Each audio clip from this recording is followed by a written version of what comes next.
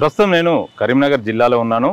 ఇక్కడ జనసేన పార్టీకి సంబంధించి యువజన విభాగం ప్రధాన కార్యదర్శి శివారెడ్డి ఉంటారు. ఆయన జనసేన పార్టీ అధినేత పవన్ కళ్యాణ్ కొండగట్టు అంజన్న ఆలయానికి వచ్చినప్పుడు ఆయనని దర్శించుకున్న సమయంలో ఫ్లెక్సీలు వేసి రాష్ట్ర వ్యాప్తంగా చర్చనీయాంశమయ్యాడు. మరి ప్రస్తుతం ఆయన పార్టీలో ఉన్నాడా లేదా అన్నది కూడా తెలియడం లేదు. ఆ తర్వాత ఈ నేపథ్యంలో ఆయనకు సంబంధించిన వివరాలను జనసేన అధినేతతో పాటు జన సైనికులు వీర మహిళలకు తెలిపే ప్రయత్నం చేద్దామని నేను కరీంనగర్ వచ్చాను. ప్రస్తుతం మనతో శివారెడ్డి ఉన్నాడు.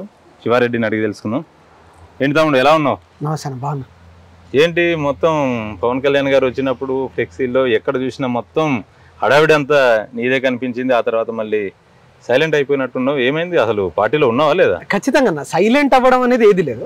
ఎప్పుడైతే కళ్యాణ్ గారు మా నియోజకవర్గానికి వచ్చారు, ఉమ్మడి కరీంనగర్ జిల్లాకి కొండగట్టు కళ్యాణ్ గారు వచ్చినప్పుడు ఆ రోజు మా అధినేత మా నియోజకవర్గానికి వచ్చినప్పుడు మేము ఆయనకు సగౌరవంగా స్వాగతం పలకడం మా బాధ్యత.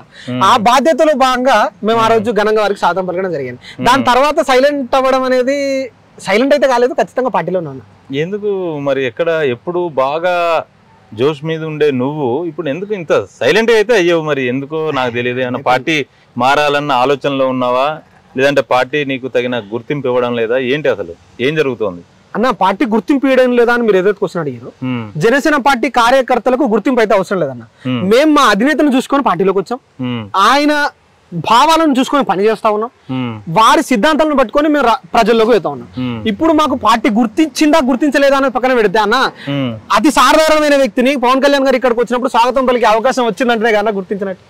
ఖచ్చితంగా అయితే సైలెంట్ అవ్వడం ఏం లేదు. కొన్ని వ్యక్తిగత కారణాల వల్ల కొద్దిగా వ్యక్తిగత అభివృద్ధి కోసం కొద్ది సైలెంట్ అవ్వడం జరిగింది. అంటే కొంచెం బిజినెస్ లోకి వెళ్దామని. నువ్వు అంతా హల్చల్ చేసినావు కళ్యాణ్ గారు ఇక్కడికి వచ్చినప్పుడు, వారాహి వెహికల్ కి పూజ చేయించినప్పుడు. కనీసం నువ్వు పవన్ కళ్యాణ్ ని కలిసే అదృష్టం నీకు దక్కిందా? ఆ రోజైతే ఏదైతే ఫుడ్ పెట్టేటప్పుడు కళ్యాణ్ గారితో మాట్లాడడం జరిగింది. ఏమన్నారు? తెలియదన్న, నార్మల్ గానే. అంటే అక్కడ ఉన్నారు సార్, ఇంతే. నువ్వే శివారెడ్డి అంత తెలుసా? అట్లా లేదు. ఆ రోజు జరిగిన అంటే సార్ ఆ రోజు ఎప్పుడైతే కొండగట్టుకు వచ్చారో ఆ రోజు మీరు కూడా ఉన్నారు. ఆ రోజు ఉన్నటువంటి హడావిడిలో కొంచెం మాట్లాడే అవకాశం అయితే రాలేదు. వస్తుంది, చూద్దాం. తొందరలోనే మాట్లాడే అవకాశం వస్తే మంచిదే. కానీ రాష్ట్ర నాయకత్వం ఎలా ఉంది? మీ ఇన్ఛార్జ్ శంకర్ గౌడ్ కావచ్చు, ఉపాధ్యక్షులు మహేందర్ రెడ్డి గారు కావచ్చు, మిమ్మల్ని పట్టించుకుంటున్నారా? మిమ్మల్ని మీన్స్ మీలాంటి యువ నాయకుల్ని. అంటే మీకు జనసేన పార్టీ ఆవిర్భావ దినోత్సవం నుంచి జరుగుతున్నటువంటి పరిస్థితులు, ఇక్కడ ఉన్నటువంటి తెలంగాణ రాష్ట్ర పరిస్థితులు అన్ని మీకు తెలుసు. ఏదైతే కొండగట్టు ప్రోగ్రామ్ కి ముందు, కొండగట్టు ప్రోగ్రామ్ తర్వాత అని తెలంగాణలో 2 ఫేజులు అయితే ఉన్నాయన్న. ఆ ఫేజులలో రాష్ట్ర నాయకత్వం అనేది ఖచ్చితంగా కార్యకర్త వెంబడి ఉన్నది. నాతో కూడా ఆ రోజు ఏదైతే ప్రోగ్రామ్ సక్సెస్ చేయడంలో శివారెడ్డి ముందుండి నడిపించిన ప్రోగ్రామ్ అని మాత్రం రాష్ట్ర నాయకులు అన్నారు ఆ రోజు. అది నాకు కొంచెం సంతోషంగానే. ఎందుకంటే పవన్ కళ్యాణ్ గారి అభిమానులు అంతా కూడా 1-to-1 రిలేషన్ కేవలం అధినేతతోటే కోరుకుంటారు. అవును, పార్టీ ఆఫీస్కి వచ్చినా ఏమొచ్చినా కూడా కనీసం లోపలికి కూడా రానివ్వరు అన్నది ఒక అపవాదు. అదంతా ఒకప్పుడు అన్న. ఎందుకంటే కళ్యాణ్ గారు లోపల ఉన్నప్పుడు డిస్టర్బెన్స్ అవుతుందని మాత్రమే ఒకప్పుడు రాకపోతుండో, ఇప్పుడు అట్లా లేదన్నా. ఖచ్చితంగా ఒక ప్రణాళికాబద్ధమైన రాజకీయ పార్టీగా జనసేన పార్టీ ఎదుగుతుంది. ఇప్పుడు కార్యకర్తలకు విలువనిచ్చే కార్యక్రమం అనేది జరుగుతా ఉంది. ఈసారి జరిగిన తెలంగాణ అసెంబ్లీ ఎన్నికల్లో మీరు 8-9 స్థానాల్లోనూ కంటెస్ట్ చేశారు. ఎవరు కూడా గెలవలేదు. కనీసం ఒక్కరికి కూడా, అంటే ఒక ఉమ్మారెడ్డి ప్రేమ్ కుమార్ గారిని మినహాయిస్తే డిపాజిట్లు కూడా రాని పరిస్థితి. ఎక్కడ లోపం ఎక్కడ జరుగుతుంది అన్న? తెలంగాణలో కానీ ఆంధ్రప్రదేశ్ లో కానీ భారతదేశ రాజకీయాలను ఒకసారి మనం గమనిస్తే, ఒక ఓటు కొనాలంటే 5,000 నుంచి 10,000 రూపాయలు ఖర్చు పెట్టాల్సి వస్తారు. ఖచ్చితంగా కొనాలంటేనే. ఇప్పుడు ఒక అప్పటిలాగా ఓట్లు అడిగితే అభివృద్ధి చూసో, ఇంకోటి చూసో ఉన్నది లేదు అని నేను ఆ డెబిట్ కి ఉన్నాను. ఎందుకంటే ఇప్పుడు అది మళ్ళీ కొత్త పంచాయతీ అవుతుంది. ఇప్పుడున్న రాజకీయాలను రాజకీయ నాయకులు, అంటే మాలాంటి నాయకులే ఏదైతే ఎట్లా మార్చారంటే, పైసలు ఉంటేనే రాజకీయం అని చేశారన్న. ఒక ఓటు కొనాలంటే 5,000 నుంచి 10,000 రూపాయలు ఎట్లా ఖర్చు పెడతాను అన్నారో, మా దగ్గర ఉన్నటువంటి పవన్ కళ్యాణ్ గారు, మా జనసేన అధినేత, ఏమీ రూపాయి లేకుండా నార్మల్ స్థాయిలో ఏదైతే బలహీన వర్గాల నుంచి వచ్చినటువంటి నాయకులకు టికెట్లు ఇచ్చి వాళ్ళని ఎమ్మెల్యే అభ్యర్థులుగా చేసి నిలిచబెట్టిండన్న. వారు సొంతంగా పైసలు బడిలో పెట్రోల్ వేయడానికి కూడా పైసలు లేని నాయకులతో ఎమ్మెల్యే అభ్యర్థిగా పోటీ చేయించి ఒక్కొక్కరికి 4-5 వేల ఓట్లు తెప్పించండి అన్న. అంటే రూపాయి ఖర్చు పెట్టకుండా 4-5 వేల ఓట్లు తెచ్చుకోవడం అనేది నార్మల్ విషయం అనుకుంటారా మీరు? అది మాకు చాలా గొప్ప విషయం అన్న, ఖచ్చితంగా గొప్ప విషయం. తెలిసిన ఒక విధంగా భారతీయ జనతా పార్టీతో కలిసి ఎన్నికల్లోకి వెళ్ళారు. మీ ఓట్లు బీజేపీకి పడ్డాయి తప్ప బీజేపీకి సంబంధించిన ఏ ఒక్క ఓటు కూడా గాజు గ్లాసు గుర్తు మీద పడలేదన్నది మీ క్యాడర్ చెప్తున్నది. ఎందుకు అలా జరుగుతుంది? అంటే వ్యక్తిగత ఎంతసేపు మీ అవసరమే పక్క పార్టీలకు ఉంటుంది తప్ప వాళ్ళు మీకెందుకు సహకరించడం లేదు? అలాంటి పార్టీలతోటి మీరెందుకు పొత్తు పెట్టుకుంటున్నారు? మీ అధినేతకి ఈ విషయాన్ని ఎవరు ఎందుకు చెప్పలేకపోతున్నారు? అన్న, ప్రతి రాజకీయ పార్టీకి ఆ రాష్ట్ర రాజకీయ ప్రయోజనాల దృష్ట్యా కొన్ని సమీకరణాలు చేయాల్సి ఉంటుంది. ఆంధ్రప్రదేశ్ రాష్ట్రానికి ఇప్పుడు ప్రస్తుతానికి ఒక 3 పార్టీలు పొత్తులో వెళ్లాల్సిన పరిస్థితి అయితే ఉంది. అక్కడ వైఎస్ఆర్సీపీ ప్రభుత్వాన్ని పడగొట్టడానికి కూటమి ద్వారా ఈ జనసేన పార్టీ, భారతీయ జనతా పార్టీ, తెలుగుదేశం పార్టీ ముందుకు పోతా ఉంది. అదే ఉద్దేశంలో కేంద్ర అధిష్టానం ఏదైతే ఉందో భారతీయ జనతా పార్టీ అధిష్టానం మా పవన్ కళ్యాణ్ గారిని ఇవ్వడం జరిగింది. రాష్ట్ర నాయకత్వంతో కూడా లాస్ట్ టైం ఏదైతే తెలంగాణ సార్వత్రిక ఎన్నికల్లో వాళ్ళతో పాటు పోటీలు అయితే దిగినాం. మా దగ్గర మీరు అన్నట్టుగా అన్న కొద్ది వరకు మీరు చెప్పిందైతే నిజమన్నా. ఖచ్చితంగా మా ఓట్లు వాళ్ళకు పడి ఉండొచ్చు, వాళ్ళ ఓట్లు మా కొద్ది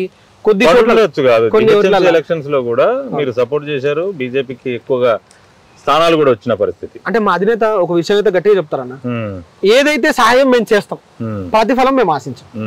అట్లానే రాజకీయంలో కూడా మీరు ప్రతిఫలం ఆశించకుండా ఉంటారా అంటే కొన్ని విషయాల్లో తప్పదన్నా. అంటే మీరు ఎంతసేపు జనసేన పార్టీకి సంబంధించిన క్యాడర్ పక్క వాళ్ళకి సేవ చేయాలి తప్ప వాళ్ళు ఎదగకూడదు, పార్టీ నిర్మాణం జరగకూడదు అన్నదేనా? పార్టీ నిర్మాణం జరగకూడదు ఎట్లా అంటారు? ఒకప్పుడు జనసేన పార్టీ నిర్మాణం జరగడం. ఒకప్పుడు జనసేన ఆంధ్రప్రదేశ్ లో 175 అసెంబ్లీ స్థానాలు, 25 లోక్సభ స్థానాలు ఉన్నాయి.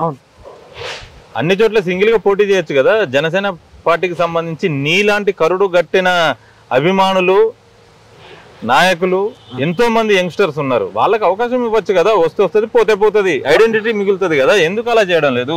ఎందుకు 170 స్థానాలు ఉంటే ముందు 24 స్థానాలు తీసుకుని మళ్ళీ 21కి కుదించుకోవాల్సి వచ్చింది? ఇది నేను అడుగుతున్నది కాదు, మీ జన సైనికులు అంటున్నది. అన్న, ఇప్పుడు మీరు ఏదైతే క్వశ్చన్ ఏదో అడిగారో దానికి ఆన్సర్ అన్న. అభిమానం ఓట్లేస్తుందా అంటే ఖచ్చితంగా ఆంధ్రప్రదేశ్ రాష్ట్ర రాజకీయాలకు ఏదైతే 2019 ఎన్నికల్లో మనం మాట్లాడుకున్నప్పుడు అభిమానం అయితే ఓట్లేయలేదని ఆల్రెడీ ప్రూవ్ అయిపోయింది అన్న. దాని తర్వాత దీని పరిణామమే ఒక వైఎస్ఆర్సీపీ అధికారంలోకి రావడం, ఈ 5 ఏళ్ల అరాచక పాలన మనం చూస్తాం ఆంధ్రాలో. ఎందుకు అరాచక పాలన? సంక్షేమం లేదంటారా? సంక్షేమం సంక్షేమం అని నా పార్టీ తరఫున నేను మంచిగా చేసినామంట కదా. ప్రతి ఒక్కరి నోట్లో నుంచి అరాచకం అని రావాలనుకుంటున్నారా? మేము కావాలని ఏం చేయలేదంటున్నారా అన్న? ఇప్పుడు జగన్ గారు ఏమీ చేయలేదు. నిప్పు లేదే పొగెట్లు వస్తుందన్న, నిప్పులైన పొగెట్లు వస్తుందన్న. ఇప్పుడు మేమంటే అరాచకం అన్నా, మేమంటే అరాచకము వాళ్ళ కార్యకర్తలు అంటున్నారు కదా. ఎవరన్నారు? వైఎస్ఆర్సీపీ కార్యకర్తలు మీరు చూస్తలేరు అన్న. ఈ కొత్త ఇంటర్వ్యూ చేస్తున్నారు. కాల్ చేసి మాట్లాడిస్తారు. ఖచ్చితంగా అన్న, నాకు ఆంధ్రలో మిత్రులు ఉన్నారు, నాకు ఆంధ్ర రాజకీయాల్లో కొంతమంది మిత్రులు తెలిసిన వాళ్ళు ఉన్నారు. వాళ్ళతో ఈసారి మనం మాట్లాడుకున్నట్టయితే ఏ ప్రభుత్వం వస్తుంది, ఏదైతే మంచిగా ఉంటుంది అంటే చాలా మంది వైఎస్ఆర్సీపీ మిత్రులు కావచ్చు. నాకు వైఎస్ఆర్సీపీలో కూడా మంచి మిత్రులు ఉన్నారు, జనసేన పార్టీలో కూడా మిత్రులు ఉన్నారు. మా పార్టీ కార్యకర్తలు మేము అడిగి ఏదో మాకు మేము డబ్బా కొట్టుకున్నట్టు కాదన్న. వైఎస్ఆర్సీపీ కావచ్చు అన్న. మీరే మాట్లాడుకున్నారు అన్న. పోస్టల్ బ్యాలెట్ లో మొన్న జరిగింది చూసుకున్నారు. 5 లక్షల అప్లికేషన్స్ వచ్చినాయి అన్న పోస్టల్ బ్యాలెట్ కి ఆంధ్రకి అన్న. ఒకప్పుడు 1,00,000 కూడా పడలేదు అన్న, ఇప్పుడు 5 లక్షలు ఎట్లా పడ్డాయి అన్న? ఖచ్చితంగా ఏదైతే ప్రభుత్వ ఉద్యోగులు ఉన్నారో వాళ్ళు ఓట్లేస్తే జరుగుతానన్నప్పుడు మనం ఏదో ఇక్కడైనా కావచ్చు, ఏ రాష్ట్రంలో అయినా ప్రభుత్వ వ్యతిరేకత ఉన్నప్పుడు మాత్రమే పోస్టల్ బ్యాలెట్ ఓట్లను ఎక్కువ పడతాయి. సరే, పోస్టల్ బ్యాలెట్ ఇదంతా పక్కన పెట్టండి. అక్కడ మీరు అనుకున్నట్టుగా జగన్ ఓడిపోతాడే అనుకోండి. ఇంతకీ మీ జనసేన పార్టీ నిర్మాణం ఎప్పుడు జరుగుతుంది? ఖచ్చితంగా నిర్మాణం జరగలేదు. మీరు ఎట్లా అనుకుంటారా? ఎక్కడ జరుగుతుంది? కమిటీలు వేసారా? ఇక్కడ 32 మంది ఇన్ఛార్జీలను ప్రకటించారు. 8 మందినో 9 మందినో కంటెస్ట్ చేయించారు. ఎందుకు 32 మందిని ముందు పోటీ చేస్తా అని చెప్పారు కదా? ఎందుకు ఆ ఇండికేషన్స్ ఎందుకు మారుతున్నాయి? మీకు ఇంతకుముందు సమాధానం చెప్పిన సమీకరణాలు అదేం అనకండి. పార్టీ నిర్మాణం అంటే ఒక పార్టీ పెట్టినప్పుడు ఆ పార్టీ కోసం మాత్రమే పాకులాడాలి, ఆ పార్టీని మాత్రమే ఎవరు చెప్పారన్నా మేము పార్టీ కోసం పక్కోళ్ళ పల్లకి మోస్తా అంటే జన సైనికులు వీర మహిళలు పిచ్చోళ్ళు కాదు కదా. ఇప్పుడు కరెక్ట్ లైన్ లోకి వచ్చారన్న. ఎవరు చెప్పారన్నా మేము పక్క పార్టీ సమీకరణలు పగ్గాలు మోస్తున్నాం? మీరు చేసేది ఏంటి? కూటమి తరపున ఎవరికి పల్లకి మోస్తున్నారు? మా వల్ల ఓటు షేరింగ్ చీలొద్దు, ప్రభుత్వ వ్యతిరేకత ఓటు అనేది చీలితే మళ్ళా గదే ఏదైతే అరాచక ప్రభుత్వం ఉన్నదో ఆ ప్రభుత్వానికి మా ఓట్లు తీలి ఆ ప్లస్ పాయింట్ లో వైఎస్ఆర్సీపీ వస్తుందని చెప్పి ఇప్పుడు శర్మిల గారు దిగారు. మరి ప్రభుత్వ వ్యతిరేక ఓటు చీలదా? చీలుతుంది కదా. ప్రభుత్వ వ్యతిరేక ఓటు చీలని అండి అన్న. నెక్స్ట్ టైం ఈ కూటమి ఎక్కువగా ఉంటది కదా. ఆ కూటమికి ఇప్పుడు ఇప్పుడు షర్మిల గారు కూడా ఖచ్చితంగా వారి ప్రభావం అనేది చూపిస్తారు. 2% 5%. లాస్ట్ టైం మాకు 8% ఓటింగ్ ఎట్లా వచ్చిందో ఈసారి షర్మిలకు కూడా 1-2% పడవచ్చు. ఆ పడ్డదానికైతే మిగతా ఎక్కువ % ఈ కూటమికి పడి ఆంధ్రప్రదేశ్ రాష్ట్రం ఖచ్చితంగా ఈ కూటమి ప్రభుత్వంతో బాగుపడతానని కోరుకుంటా ఉన్నాను. లాస్ట్ టైం మీకు వచ్చింది 6% లోపే, 7 to 8 అనుకుంటాను. 6% లోపే. ఈసారి ఎంత వస్తుంది అనుకుంటున్నారు? అసలు 21 అసెంబ్లీ 2 లోక్సభ స్థానాల్లో మీ పార్టీ పోటీ చేస్తుంది, ఎన్ని స్థానాలు వస్తాయి? ఖచ్చితంగా 2 లోక్సభ స్థానాలు వస్తాయి, 17 నుంచి 20 మధ్యలో ఎమ్మెల్యే స్థానాలు వస్తాయి. అందులో అసెంబ్లీ స్థానాల్లో పిఠాపురం ఉంటుందా? ఖచ్చితంగా ఉంటుంది. పవన్ కళ్యాణ్ ఎట్టి పరిస్థితుల్లో గెలవడు అన్నట్టుగా వైసీపీ చాలా ధీమాగా ఉంది. గెలిచినాక మాట్లాడుకుందాం అన్న, ఏమున్నది, రిజల్ట్ కూడా వచ్చానే. ఒకవేళ ఓడిపోతే ఏం చేస్తారు? ఓడిపోవడం అన్న ఆలోచన ఉండదు. ఒకవేళ ఓడిపోతే గత ఎన్నికల్లో కూడా అలానే అన్నారు, గాజువాక భీమవరం మెజార్టీ వస్తుంది అన్ని సంస్థలు కూడా అంటున్నాయి. నేను కాదనడం లేదు, గెలుస్తారన్న నమ్మకంతో పవన్ కళ్యాణ్ గారు మెజారిటీ ఎంత వస్తుంది అనుకుంటున్నారు? 1,00,000 పైన వస్తాను, 80,000 నుంచి 1,20,000 మధ్యలో వస్తాను. రాసి పెట్టుకోండి, ఇంటర్వ్యూ అయిపోయిన తర్వాత మళ్ళీ మాట్లాడుకుందాం. ఆత్మవిశ్వాసమా అతి విశ్వాసమా? అతి అనుకోండి, ఆత్మవిశ్వాసం అనుకోండి. ఖచ్చితంగా మా అధినేత పైన ఉన్న ఇప్పుడు పిఠాపురం, నేను కూడా పిఠాపురం ప్రజలతో కొంతమందితో, మా నాయకులు వేరు, నాకు కొంచెం బిజినెస్ దృష్ట్యా కొంచెం వీలు కాలేదు పోవడానికి ప్రచారానికి. మా కొంతమంది నాయకులు వేరినప్పుడు అక్కడ లోకల్ ప్రజలతో మాట్లాడినప్పుడు నేను తెలుసుకోవడం జరిగింది. ఖచ్చితంగా జనసేన అధినేత శ్రీ పవన్ కళ్యాణ్ గారు 80,000 నుంచి 1,20,000 మధ్య గెలుస్తున్నారు. మనం మాట్లాడుకుందాం, ఏముంది. రిజల్ట్ వచ్చిన రోజు నేను మళ్ళీ మిమ్మల్ని కలుస్తా, వచ్చిన రోజు నేనే స్వీట్ బాక్స్ పెట్టుకొని వస్తా. ఓకే, మీ కళ్యాణ్ గారు గెలుస్తారు ఖచ్చితంగా. మళ్ళీ జగన్ ప్రభుత్వం వస్తుందా, కూటమి వస్తుందా? కూటమి ప్రభుత్వం వస్తుంది. ఎన్ని వస్తాయి అనుకుంటున్నారు ఓవరాల్ గా స్థానాలు? ఓవరాల్ గా 120 దాకా వస్తుంది. డ్రీమ్స్ ప్రజలవి, స్కీమ్స్ నావి అని జగన్ అంటున్నారు. కూటమి గనక వస్తే, అంటే చంద్రబాబు గనక వస్తే ఈ సంక్షేమ పథకాలన్నీ కూడా ఆగిపోతాయని ఆయన ప్రచారం చేస్తున్నారు. ఖచ్చితంగా ఆగిపోతాయి అన్న వాళ్ళకి. ఆయన పెట్టిన పనికి మాలిన పథకాలు ప్రతి ఒక్కటే ఆగుతాయి. మీరు ఈ మాట అన్నారు అనుకో, జనసేనకు పడే ఓట్లు కూడా పడవు. ఎందుకన్నా పథకాలు పనికి మాలిన పథకాలు అన్ని ఆగుతాయి అంటున్నా నేను. పనికి మాలిన పథకాలు అన్న పనికి మాలిన పథకాలు పెట్టిరు కాబట్టి కదన్నా వైఎస్ఆర్సీపీ పైన వ్యతిరేకత ఉన్నది. ఏ పనికి ప్రతి ఒక్కటి పనికి మాలిన పథకాలు పనికి మాలిన పథకాలు అన్న, ప్రతి ఒక్కటి అంటే అందులో కొన్ని పనికి మాలిన పథకాలు ఉన్నాయి. పనికి మాలిన పథకమేనా అన్న? అమ్మ ఒడి తరపున పైసలు ఇస్తున్నారు, దాని అంటారు కదా. వాళ్ళు 15,000 అంటే మీరు 20,000, వాళ్ళు 17 అంటే మీరు 20, ఈ రకంగా అంటున్నారు. ఇప్పుడు జగన్ ఇచ్చే సంక్షేమ పథకాల కంటే కూటమి 6 ఏదైతే ఉందో, సూపర్ 6, అదే ఇంకా ఎక్కువగా ఉంది. ఎలా అసలే ఆంధ్రప్రదేశ్ అన్న, చంద్రబాబు నాయుడు గారు ఏదైతే గత ముఖ్యమంత్రిగా పనిచేశారో, జనసేన పార్టీ అధినేత శ్రీ పవన్ కళ్యాణ్ గారు వారికి ఉన్నటువంటి రాజకీయ పరిజ్ఞానం ప్రకారం ఏవైతే ఆ మేనిఫెస్టో ఉందో ఖచ్చితంగా అమలు చేయడానికి జనసేన పార్టీ, భారతీయ జనతా పార్టీ, తెలుగుదేశం పార్టీ కృషి చేస్తుంది. హౌ అంటే అన్న, చాతగాన్ని ఎందుకు చెప్తామన్నా? ఖచ్చితంగా ఏమైనా అంటారు, సంక్షేమం, సంపద సృష్టిస్తాం, సంపదని పంచుతాం అంటూ ప్రతి ఒక్కరు అంటారు రాజకీయ నాయకుడు. ఇప్పుడు నువ్వు కూడా రాజకీయ నాయకుడు కాబట్టి ఎన్నైనా మాటలు అంటావు. ఇప్పుడు పవన్ కళ్యాణ్ గారు 80,000 మెజార్టీతో గెలుస్తా అన్నారు, 1,00,000 అన్నారు, 1,20,000 అంటారు. అక్కడ పోలేటి కూడా అన్ని ఉంటాయో లేదో తెలియదు, కానీ మీరు మెజార్టీ అంత అన్నట్టుగా అంటున్నారు. ఖచ్చితంగా మీరైతే ఎటు వారు, నేను ఎటు వెళ్ళను. అసలు ఏంటి, అసలు సంక్షేమ పథకాలు అర్హులకు అందాలా వద్దా? ఖచ్చితంగా ఏవైతే ప్రజలకు అవసరమైన సంక్షేమ పథకాలు ఏవైతే ఉన్నాయో, పనికి మాలిన సంక్షేమ పథకాలని చెప్పుకుంటూ దోపిడీ చేస్తున్నటువంటి అందులో మిగిలిన పైసల కోసం జరిపే సంక్షేమ పథకాలు కావు. కూటమి తరపున ఏవైతే చెప్పిరో ప్రజలకు అవసరమైన ప్రతి సంక్షేమాన్ని ప్రతి కుటుంబానికి చేర్చడానికి కూటమి సహకరిస్తుంది. ఇప్పుడు జనసేన అధినేత పవన్ కళ్యాణ్ పూర్తి స్థాయి రాజకీయ నాయకుడిగా రూపాంతరం చెందారనుకుంటారా? అంటే గత ఎన్నికల్లో కనుక చూస్తే ఆయన స్పీచ్ ఎక్కడ చూసినా అదే ఆవేశం, ఊగిపోవడం, అదంతా మనం చూస్తున్నాము. ఇప్పుడు కూడా కొద్దిగా అది తగ్గించారు, కాకపోతే రాజకీయ పరిణతి సాధించారనుకుంటున్నారు. ఇప్పుడు గత కొద్ది సంవత్సరాలుగా జనసేన అధినేత రాజకీయాల్లోనే ఉన్నారు. ప్రత్యక్ష రాజకీయాలు చూస్తున్నప్పుడు వ్యక్తి మారడం, మాట్లాడడం అనేది మారుతుంది. అందులో భాగంగానే ఇప్పుడు మా అధినేత పవన్ కళ్యాణ్ గారు ఒక పరిణితి చెందిన రాజకీయ నాయకుడిగా ప్రతి అంశాన్ని విశ్లేషించి మాత్రమే మాట్లాడుతూ ఉన్నారు. ఏది పడితే అది వ్యక్తిగతంగా మాకు మాట్లాడు రాదన్న. వ్యక్తిగతంగా మాట్లాడండి, జగన్ ని గద్దె దించుతా అన్నది వ్యక్తిగతంగా గుర్తుపెట్టుకోండి. వ్యక్తిగతంగా కాదు, అక్కడ జగన్ అనే వ్యక్తి ఎవరన్నా ఆంధ్రప్రదేశ్ రాష్ట్రానికి ఉన్న ముఖ్యమంత్రి, ఆయన దించబోతే ఎవరిని తీస్తామన్నా? వేరేతో మాకేం సంబంధం? మేము జగన్ వ్యక్తిగతంగా అంటలేము కదా, ఆయన ముఖ్యమంత్రి. వైసీపీ ప్రభుత్వాన్ని గద్దె దించుతా అంటే సరిపోతుంది కదా. ఇప్పుడు వైసీపీ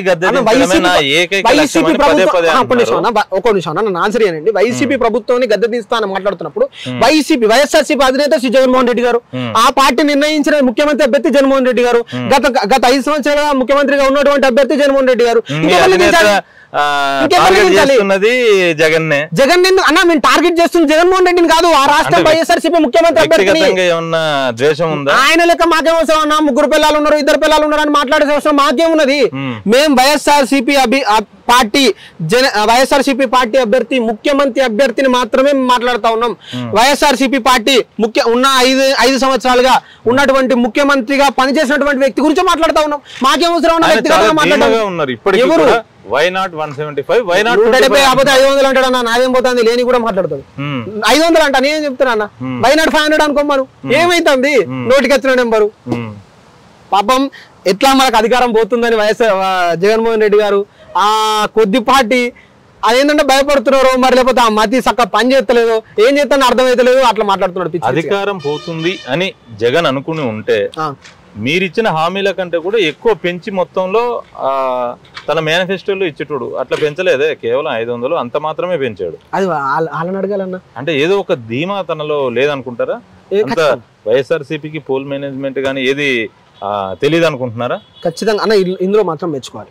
ఎందుకంటే ఏ పార్టీ అధికారంలోకి వచ్చినా రాజకీయంగా ప్రజలలో బలపడడం అనేది సహజం. ఆడ వైఎస్ఆర్సీపీ కావచ్చు, ఇంకో దగ్గర ఇంకో పార్టీ కావచ్చు, ఇంకో దగ్గర ఇంకో పార్టీ కావచ్చు, గ్రౌండ్ లెవెల్లో స్ట్రాంగ్ అవుతుంది అన్నమాట వాస్తవం. కాకపోతే ఎప్పుడైతే ప్రజలలో వ్యతిరేకత స్టార్ట్ అయిందో గ్రౌండ్ లో ఆటోమేటిక్ గా నెగిటివిటీ అనేది స్ప్రెడ్ అయింది.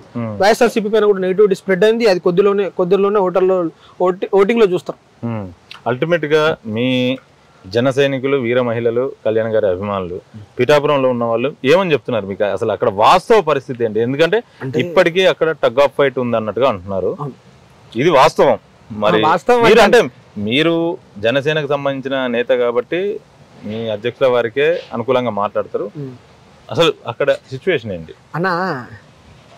మీరు వార్త విలేకరు, వాస్తవానికి ఉన్నా లేకున్నా మీకు కావాల్సింది మీరు మాట్లాడతారు. వాస్తవం ఏమున్నానని ప్రజలలో మేము తిరిగినాం, వాస్తవమే మాట్లాడతా అంటే ఇప్పుడు నువ్వు వాస్తవానికి పవన్ కళ్యాణ్ గారి గురించి వాస్తవం మాట్లాడతావు, నువ్వు మాట్లాడొచ్చు అంటే మీకు ఎవరో చెప్పింది విన్నారో, మరి మీరే మాట్లాడారో నాకు తెలియదు. నాకు తెలిసిన వాస్తవం సర్వేలు కళ్యాణ్ గారికి అనుకూలంగా ఉన్నాయి కానీ ఇప్పుడు సర్వేల్లో శాస్త్రీయత ఎంత అన్నది మనం చెప్పలేం. అవును, రిజల్ట్ రోజు తెలుస్తుంది. కాకపోతే ప్రజలు ఏమంటున్నారు అని నేను విన్నది, మీరు విన్నది మీరు చెప్పినా, నేను విన్నది నేను చెప్తాను. వంగా గీత గారు పైన నెగిటివిటీ ఉందా లేదా అనేది ప్రజలు ఇంకా మాట్లాడేటట్టు లేదు. నేను మాట్లాడన్నా, నేను మాట్లాడతా. వంగా గీత గారి పైన నెగిటివిటీ ఉందా లేదా అనేది పక్కన పెడితే పవన్ కళ్యాణ్ గారికి ఉన్నటువంటి పాజిటివిటీ ఎక్కువ. అక్కడ వైఎస్ఆర్సీపీ అభ్యర్థి ఎవరైతే వంగ గీత గారికి ఉన్నారో వారికి ఉన్న పాజిటివిటీతో పోలిస్తే మా పీఠాపురం నియోజకవర్గానికి పవన్ కళ్యాణ్ గారు వస్తే సీఎం అభ్యర్థి, పార్టీ అధ్యక్షుడు వారు మా నియోజకవర్గ ఎమ్మెల్యేగా గెలిచినప్పుడు మా ప్రాంతం ఇంకొద్దిగా అభివృద్ధి చెందుద్దేమో. సీఎం అభ్యర్థి అని మీరు ఎలా అంటారు? కూటమిలో మీరు పోటీ చేసేది 21 స్థానాలు, 21 స్థానాలతో సీఎం ఎలా అవుతారు? పవర్ షేరింగ్ లేదు, ఏం లేదు అన్నా. ఏం జరుగుతుంది ఏమనేది రిజల్ట్ వచ్చిన తర్వాత మా అధ్యక్షులు, తెలుగుదేశం పార్టీ అధ్యక్షులు లోకేష్ గారు ఆల్రెడీ అన్నారు చంద్రబాబు సీఎం అని. ఎవరికి నచ్చిన అంటారన్నా. ఇప్పుడు లోకేష్ గారు అన్నదానికి నేను నెగిటివిటీ నేను మాట్లాడలేను. ఎందుకంటే ఆంధ్రప్రదేశ్ రాజకీయాల గురించి మీరు మమ్మల్ని అడిగినప్పుడు పక్కపోండి మా పాలెల్లో లెక్క ఏదో మాకు తెలిసింది చెప్తాం. కాకపోతే అక్కడ ఇన్ని రోజులు ఈ భుజాలేమో జనసేన జెండా మోసినాయి, ఇప్పుడు 3 జెండాలు పట్టుకోవాల్సిన పరిస్థితి దాపురించింది అనుకోవచ్చు. నేను ఇంత ముందే చెప్పినా అన్న, అవసరం కలహాల కాపురమేనా? అవసరం కలహాల కాపురమే కదా. అవసరం కలహాల కాపురమా కాదా? కలహాలు ఎందుకంటే అన్న కలిసి ఉన్నాక ఇప్పుడు ఒక కుటుంబంలో నన్ను ఆన్సర్ చెప్పండి కలహాల కాపురమేనా మీరు అడిగారు. ఎప్పుడైతే కుటుంబంలో నిజంగా మీరు అన్నట్టు పక్క పొంటి ఆల్మగలకు వడకపోతున్నావు, లేకపోతే అన్నదమ్ములకు వడకపోతున్నావు, కలహాలు అవుతాయి. ఎట్లా కుటుంబం అవుతుంది? ఖచ్చితంగా అవుతుంది అన్న. రాజకీయంగా ఆంధ్రప్రదేశ్ రాష్ట్ర అభివృద్ధి మాకు ముఖ్యం అని చెప్పి మా అధినేత 100 సార్లు చెప్పాడు. ఇప్పటికి కూడా అదే చెప్తున్నారు, రేపు పొద్దుగాల కూడా అదే చెప్తారు. జగన్ కూడా అదే చెప్తున్నారు, అభివృద్ధి చేస్తున్నా, సంక్షేమం చేసిన తర్వాత ప్రజలు చెప్తారన్నా చేసిండో లేదో అని. ఒకవేళ మళ్ళీ జగన్నే గెలిపిస్తే ప్రజలు జగన్నే గెలిపిస్తే ప్రజలు ఎందుకని ఉంటున్నావు అన్న? నిజంగా వాళ్ళు జగన్మోహన్ రెడ్డి ప్రభుత్వం ఏదైతే ఉన్నదో ప్రజలకు మంచి చేస్తుంటే మాకేమన్నా ప్రజలు ఆన్సర్ చెప్తారు. ఒకవేళ మళ్ళీ గెలిపించారు అనుకో, ఒకవేళ గెలిపిస్తే జగనే మళ్ళీ అధికారంలోకి వస్తే కూటమి పరిస్థితి ఏంటి? అందులోనూ మీ జనసేన పరిస్థితి ఏంటి అన్న? 10 సంవత్సరాలుగా జనసేన పార్టీ ఒక్క ఎమ్మెల్యే గెలిచినా అసలు గెలవకపోయినా స్వయంగా మా అధినేత 2 చోట్ల ఓడిపోయినా కూడా మేము ప్రజలతోటే ఉన్నాం. రేపు పొద్దుగాల మీరు అన్నట్టుగా అసలు రాదు, వచ్చే ప్రసక్తే లేదు. ఒకవేళ మీరు అన్నట్టుగా జగన్మోహన్ రెడ్డి గారి ప్రభుత్వం మళ్ళా వస్తే మళ్ళీ మేము ప్రజలతోటే ఉంటాం, ఉండడానికి సిద్ధంగా ఉన్నాం. ప్రజలతోటే ఉంటారు, ఉండాల్సిందే. ప్రజలతోటే ఉంటాం, ప్రజలతో ఉండడం అన్న. మేము మా అధినేత పార్టీ పెట్టింది ప్రజలతో ఉండడానికి, ప్రజల సమస్యల పైన కొట్లాడడానికి. మీ అధినేతను మీరు ఎలా చూడాలనుకుంటున్నారు? ఎలా చూడాలనుకుంటున్నారంటే అన్న, మాకంటూ సొంత ప్రయోజనాలు, సొంత అభిప్రాయాలు లేవు. ఆంధ్రప్రదేశ్ తెలంగాణ రాష్ట్ర ప్రజల సంక్షేమం మాత్రమే మా ముఖ్యం. రేపటి రోజున ప్రజలకు, తెలంగాణ రాష్ట్ర ప్రజలకు కానీ ఆంధ్రప్రదేశ్ రాష్ట్ర ప్రజలకు కానీ సంక్షేమం దొరుకుద్ది అని అంటే మా అధినేతను కానీ మమ్మల్ని కానీ ఎటువంటి పరిస్థితిలో చూసుకోవడానికైనా మేము సిద్ధం. మీకు 175 అసెంబ్లీ స్థానాల్లో 175 మంది జన సైనికులే లేరా పోటీ చేయడానికి? ఖచ్చితంగా ఉన్నారన్న. ఓట్ షేరింగ్ చీలద్దనే కదన్నా ఈ బాధ. దక్కిన 21 అసెంబ్లీ స్థానాల్లో ఎంతమంది జనసేన నేతలు ఉన్నారు? ఈ క్వశ్చన్ ఏందన్నా? మా పార్టీ తర్వాత మా పార్టీ కడ ఒప్పుకుంటేనే కదా. మండలి బుద్ధ ప్రసాద్ గారు మీ జనసేన పార్టీ, ఇప్పుడు ఎల్లున్నారన్న. బాలశౌరి గారు జనసేన పార్టీ. ఏమంటారు దాన్ని? ప్రజలు గమనించట్లేదా? మీ జన సైనికులు గమనించడం లేదా? వీర మహిళలు గమనించడం లేదా? పవన్ కళ్యాణ్ గారి అభిమానులు గమనించడం లేదా? ఎవరిని పిచ్చోళ్ళని చేస్తున్నారు? ఎవరిని పిచ్చోళ్ళని చేస్తున్నారు? అంటే మీలా కష్టపడ్డ జన సైనికులకు న్యాయం జరుగుతుందా మీ పార్టీ? న్యాయం జరగలేదని ఎవరన్నా మేము ఇట్లా చెప్పినామా? బయటికి అయిన వాళ్ళు పనికి మాలిన మాటలు వస్తూ మాట్లాడతారన్నా. బయటికి పోయినోడికి వానికి అవసరానికి ఏదో మాట పనికి మాలిన పంచాయతీలు ఓటేసుకొని 100 మాటలు చెప్తారు. ఇండివిజువల్ గా మీ పార్టీకి ఐడెంటిటీ ఉండాలని మీరు కోరుకుంటున్నారు? ఖచ్చితంగా ఉండాలని కోరుకుంటాం. విడిగానే పోటీ చేయొచ్చు కదా అని అంటే రాజకీయ 175 మందిని బరిలో దింపితే గెలిచేవన్నీ మీరే కదా. గెలవకపోయినా మీ పార్టీకి ఒక ఐడెంటిటీ ఉంటుంది కదా. ఎంతసేపు పక్కోళ్ళతో పొత్తు పెట్టుకోవడము అవసరం? పక్కోళ్ళ ఏం అవసరం? ఏం తక్కువ? కళ్యాణ్ గారికి క్రేజ్ తక్కువనా? ఏం తక్కువ? ఆయనకి ఏం తక్కువ? ఓట్లు పడవు కన్నా, క్రేజ్ తో ఓట్లు పడవు. మాకు ఆల్రెడీ మేము పొత్తు పెట్టుకుంటే పడతాయి. టీడీపీతో పొత్తు పెట్టుకుంటే పడతాయని కాదన్న. వైఎస్ఆర్సీపీకి మాకు పడే పాజిటివిటీ ఏదైతే ఉన్నదో మేము ఇండివిజువల్ గా పోటీ చేయడం వలన మాకు కొన్ని ఓట్లు, టీడీపీ కొన్ని ఓట్లు పడితే ఎక్కడ వైఎస్ఆర్సీపీ అభ్యర్థికి మెజారిటీ దక్కుద్దో, ఎక్కడ వైఎస్ఆర్సీపీ అభ్యర్థికి మళ్ళీ ప్లస్ పాయింట్ అవుతుందో అని చెప్పి కొన్నిసార్లు తగ్గాల్సిన అవసరం ఉంటది. అవసరానికి మా ప్రజలకు సంక్షేమాన్ని దృష్ట్యా కొన్నిసార్లు మా అధినేత తగ్గిర్రు. ఆ 21 సీట్లలో బలమైనటువంటి రాజకీయ ప్రభావాన్ని మేము చూపిస్తా ఉన్నాం. రేపు పొద్దున ఆంధ్రప్రదేశ్ రాష్ట్రంలో కూటమి ప్రభుత్వాన్ని స్థాపిస్తారు. తగ్గుతూనే ఉంటారు అంటున్నారు కదా. జీవితాంతం తగ్గుతూనే ఉంటారు. ఏముందన్నా తగ్గితే అవి తప్పే ఉందన్నా? మాకు క్యాడర్ లేదా? ఉంది కదా, బీభత్సమైన క్యాడర్ ఉంది. జనసేన పార్టీకి సొంతంగా కూలికి పోయి వచ్చే డబ్బుతోటి ఎవరి బైకులల్లో వాళ్ళు పెట్రోల్ కొట్టించుకొని మందుకు, ముక్కకు, బీరుకు, బిర్యానీకి ఆశపడకుండా వచ్చే నిఖార్సైన జన సైనికులు, ఇలా కాలర్ ఎగరేసుకుని చెప్పుకునే జన సైనికులు, వీర మహిళలు, కళ్యాణ్ గారి అభిమానులు ఉన్నారు. అలాంటి పార్టీకి ఏం పట్టిందని, ఏం పట్టిందని ఈ కూటమిలోకి ఇలాగ రావాల్సిన పరిస్థితి దాపురించిందని మీ పార్టీకి సంబంధించిన ఈ రకంగా ఆలోచించే, ఈ కోణంలో ఆలోచించే జన సైనికులు చెప్తున్నారు. ఇది నా మాట కాదు, నేను వారి మాటనే చెప్తాను. ఇది నేను అన్నది తప్ప? అదే చెప్తున్నా, మాట్లాడి దయచేసి. థ్యాంక్ యూ అన్న. ఎందుకంటే ఒక జన సైనికుడి గురించి, సాటి జన సైనికునిగా నేను చెప్పలేని మాటలని మీరు చెప్పారు. 100% ఖచ్చితంగా జనసేన నాయకుడు, జనసేన కార్యకర్త ఎవరైతే ఉన్నారో మీరు చెప్పిన ప్రతి అంశం కరెక్ట్ అన్న. మా క్యాడర్ ఉన్నది, మాకు సొంతంగా పైసలు ఖర్చు పెట్టుకునే సత్తా ఉన్నది, మాకు కళ్ళ వేసుకొని మా అధినేత పవన్ కళ్యాణ్ గారు ప్రజల కోసం కొట్లాడతారనే సత్తా ఉన్నది. కాకపోతే ఇండివిజువల్ గా మేము పోటీ చేసినప్పుడు కొన్ని సమీకరణాల దృష్ట్యా, రాజకీయాల పరిస్థితుల దృష్ట్యా కులానికి ఓట్లే పడవచ్చు, పైసలకు ఓట్లే పడవచ్చు, క్యాండిడేట్ చూసి ఓట్లే పడవచ్చు. కులాలకు, మతాలకు అతీతంగా కళ్యాణ్ గారికి అభిమానులు ఉన్నారు. కళ్యాణ్ గారి అభిమానులు అక్కడ నిలబడితే అందరూ ఓట్లేస్తారు. అలా ఓట్లు వేసే అవకాశం ఉన్నా మీరు ఎందుకు దాన్ని సద్వినియోగం చేసుకోవాలి? రాజకీయాల్లో కూడా అవకాశం అనేది ఐస్ ముక్క లాంటిది. అది కరిగిపోక ముందే దాన్ని మనం సద్వినియోగం చేసుకోవాలి. మీరు ఎంతసేపు పక్కోళ్ళకి సపోర్ట్ చేస్తూ కళ్యాణ్ గారిని మేము పల్లకిలో కూర్చోబెడతామంటే ఆయన పక్కోళ్ళ పల్లకి మోస్తున్నారు అన్నది జనసేనకు సంబంధించిన నేతలు, కార్యకర్తలకు సంబంధించిన అభిప్రాయం. దీంతో మీరు ఎక్కిపోస్తారా లేదా? తప్పే ఉందన్న, ఎవరి అభిప్రాయాలు వారివి. కాకపోతే అల్టిమేట్ గా మీకు కావాల్సిన పవన్ కళ్యాణ్ గారు సీఎం అవడమే కదా. ఖచ్చితంగా అవుతారు, రాసి పెట్టుకోండి అన్న, ఖచ్చితంగా అవుతారు. కాకపోతే ఏంటంటే ఇవాళ రేపు పార్టీ నిర్మాణం కూడా జరగాలి కదా. అవుతుందన్నా, మీరు అవుతలేదని ఎట్లా అనుకుంటారు? నేను చెప్తున్నాను, మనం ఇదే కెమెరా పట్టుకుని ఆంధ్రప్రదేశ్ రాష్ట్రానికి పోదాం. ఒకప్పుడున్న జనసేన పార్టీ ఇప్పుడున్న జనసేన పార్టీ ఎంత అభివృద్ధి చెందిందో చూద్దాం. ఒకప్పుడున్న కార్యకర్తల పరిణితి ఇప్పుడున్న కార్యకర్తల పరిణితి ఎంతో చూద్దాం. రాజకీయ నేను ఇప్పటికీ చెప్తున్నా, జనసేన పార్టీకి సంబంధించిన కార్యకర్తలు నెంబర్ 1 పార్టీ ఆటోమేటిక్ నెంబర్ 1 అవుతుంది. కార్యకర్తలు నంబర్ 1. పార్టీకి కార్యకర్తలే ముఖ్యం. మీకు సంబంధించిన కళ్యాణ్ గారిని పక్కన పెడితే ఆ తర్వాత వచ్చే వాళ్ళు నంబర్ 2, 3, 4, 5, 6, 7 ఎవరైనా కావచ్చు, వాళ్ళు పట్టించుకుంటున్నారా? కనీసం జనసేన పార్టీ కార్యాలయానికి వస్తే గేట్లు ఓపెన్ చేసి వాళ్ళని లోపలికి రానిచ్చే పరిస్థితి ఉందా? గుండె మీద చేసి మనం పోయి చూద్దాం. నా కళ్ళ ముందు నువ్వు రోడ్డు మీద లేవా? అది ఒకప్పుడు లేవా? అది ఒకప్పుడు ముచ్చట అన్న, అది ఒకప్పుడు ముచ్చట. ఇప్పుడు మొత్తం రెడ్ కార్పెట్ వేయాల్సిన అవసరం. రెడ్ కార్పెట్ కార్యకర్తకు వేస్తారా? తమ్ముడు అబద్ధం ఆడు. రెడ్ కార్పెట్లు తమ్ముడు శివారెడ్డి అబద్ధం ఆడు. ఒకప్పుడు పరిస్థితులు వేరు. అప్పుడు మీరు అన్నట్టుగా ఒకప్పుడు మీరు నేను ఒక పార్టీ ఆఫీస్ ముందట మనం నిల్చున్న మాట వాస్తవం, వానలో తడిచిన మాట వాస్తవం. కాకపోతే అప్పటి పరిస్థితులు వేరు. 8 ఏళ్ల కింద ముచ్చట కాదన్నా. ఖచ్చితంగా ఇప్పుడు రెడ్ కార్పెట్ వేయకపోవచ్చు, కానీ కార్యకర్తను సగౌరవంగా లోపలికి తీసుకుపోయి కూర్చోబెడతా ఉన్నాం. ఇప్పుడు ఉన్నటువంటి తెలంగాణ రాష్ట్రమే కావచ్చు, ఆంధ్రప్రదేశ్ రాష్ట్రమే కావచ్చు, కార్యకర్తకు రెస్పెక్ట్ ఇచ్చే విధానం అయితే మారింది తెలంగాణలో. ఇంకా ముఖ్యంగా ఎందుకంటే నాకు ఆంధ్రప్రదేశ్ గురించి ఎక్కువ తెలియదు కాబట్టి మా తెలంగాణ ఖచ్చితంగా, ఎందుకంటే తెలంగాణ గురించి నేనేం మాట్లాడతాను, వాళ్ళు మా పాలెలే. చెప్పండి, వాళ్ళు మనోళ్ళే, ఇక్కడ మనోళ్ళే, అందరు మనోళ్ళే. 21 అసెంబ్లీ స్థానాలకే జనసేన పార్టీ పరిమితమైనప్పుడు జనసేన క్యాడర్ నిరాశ చెందిందా లేదా? కొద్ది వరకు అయితే నిరాశ చెందింది అన్నమాట వాస్తవం. ఎందుకంటే కార్యకర్తగా ఒక వ్యక్తి, నేను కార్యకర్తగా వ్యక్తిగతంగా నా పార్టీ ప్రతి ఒక్క చోట్ల పోటీ చేయాలి. 170కి 170 సంథింగ్ ఆ నెంబరు అందరూ ఎమ్మెల్యేలు నా పార్టీకి సంబంధించిన వ్యక్తులు అయి ఉండాలి.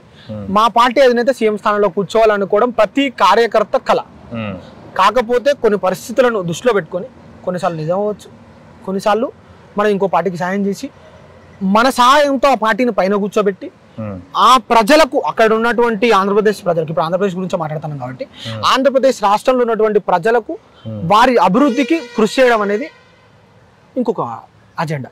ఇప్పుడు మాకు ప్రస్తుతం మా జనసేన పార్టీ మా అధినేత అనుకున్నటువంటి అజెండా ప్రజా సంక్షేమంతో కూడిన ప్రభుత్వాన్ని ఏర్పాటు చేయడం. అది కూటమితో సాధ్యమవుతుంది. ఎవరన్నా చెప్పి మేము ఖచ్చితంగా జనసేన పార్టీ తరఫున ఎవరు చెప్తున్నారా? మా దగ్గర లేవన్నా, మా క్యాండిడేట్ల దగ్గర లేవన్నా. మా క్యాండిడేట్ల దగ్గర ఉంటే నువ్వు అన్నట్టే అన్న. ఒకవేళ టీ టైం ఉదయ్ శ్రీనివాస్ కష్టపడలేదా? పైసలు ఉంటేందన్నా ఏమన్నా పైసలు. ఇప్పుడు జగన్మోహన్ రెడ్డి లెక్క అవినీతి పైసలు ఏమన్నా కూర్చోబెట్టాడు. కళ్యాణ్ గారు అన్నారు కదా జీరో బడ్జెట్ పాలిటిక్స్ అని. నేను అనలేదని భీమవరం సభలో అన్న. ఒక ముచ్చట వినండి. జీరో బడ్జెట్ పాలిటిక్స్ అంటే మేము పైసలు ఓట్లేమని ఇయ్యం. మా దగ్గర మా అభ్యర్థి దగ్గర పైసలు ఏమని మేము చెప్పినావా? అట్లా అన్న జీరో. ఇప్పుడు ఈసారి పూర్తి స్థాయి ఉదయ్ గారి గురించి మాట్లాడుకుందాం.